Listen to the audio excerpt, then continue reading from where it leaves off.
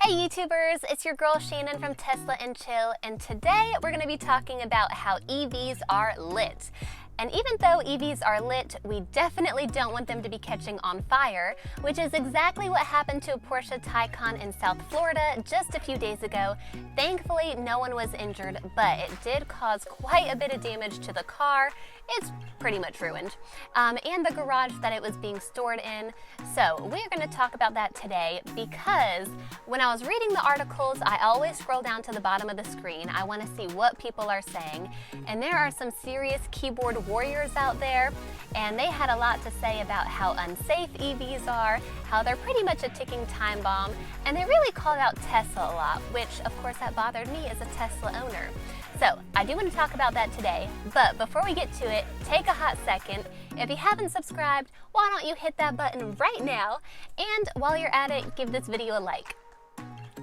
So back to the Porsche Taycan, the only things we really know right now is that it was sitting in someone's garage, and from what locals are reporting, there was some sort of explosion sound, and then they saw a fire. So some people are already speculating that maybe the battery pack had overheated and that's what caused the explosion, which really, that's a real possibility. That could have been what happened. But we really don't know right now because it's still being investigated. So until those details are released, we really can't say what it is for sure. But Porsche is definitely open to complying. They say they want to help in any way, so that's definitely good to know. But what really bothered me was that people were already hating on Porsche, hating on EVs. They were saying it's the first electric vehicle that Porsche has made. There are only a few on the road right now, and the ones that are apparently could be a ticking time bomb. Now let's take a hot second and talk about that, because whenever there is a fire with an EV, it makes the news, like national news. It is a big deal, and granted, every fire is a big deal. No fire is a good fire, especially when it comes to vehicles. But anytime there's a fire with an EV, it is like plastered all over the place. It's a big deal. Now, think about this for a hot second. There are over 150 ICE vehicle fires every day. Did you hear that? Over 150 ICE fires every day? Now, if you take 150 fires a day, times it by 365 days in a year, I'm not sure what that math is, but that is a lot of fire. So I think I might get to the point where I just carry like a bag of marshmallows in my glove box. That way I can make a s'more anytime I see one. Not really. I won't do that because that's not safe. But that was really shocking to me to realize like there are that many fires, but they go so unreported because really it's kind of become commonplace now, which that in itself is pretty sad. But EVs, they're like newer, they're kind of have that novelty factor still. People are really curious about them. So of course those fires are still making the news. But I think that imbalance is really unfair that people are hating on EVs that much when they actually can be still safer. And of course we know like driving and like riding and collision wise, like a Tesla is like one of the safest cars out there.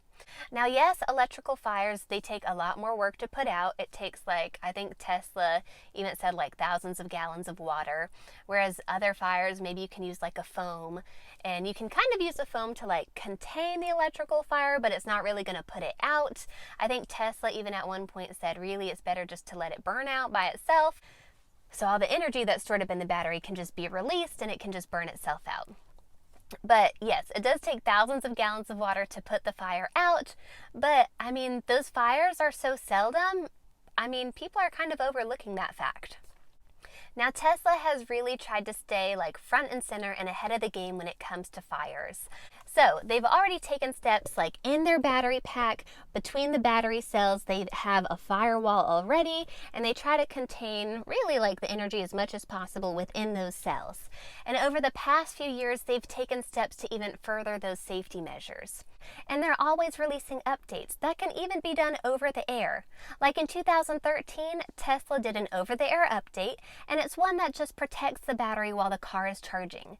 And later in 2019, they talked about releasing another update for Model S's and Model X's, and it's one that again just protects the battery and really increases the longevity of the battery. So Tesla is very in tune and very up to date with these kinds of things.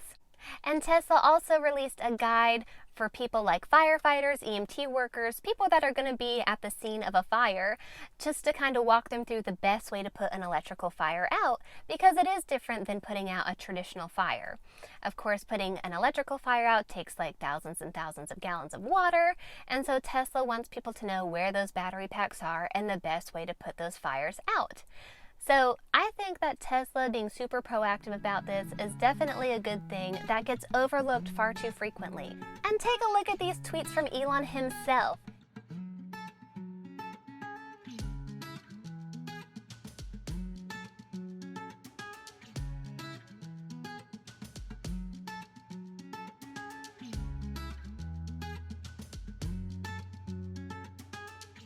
Now, if Elon feels like EVs are a lot safer than ICE vehicles, then I think I feel pretty safe in my Tesla. I'm still going to be driving this vehicle for a long time into the future. Now, that's all I've got for now. Thanks for watching. Don't forget to subscribe, and I'll catch you next time.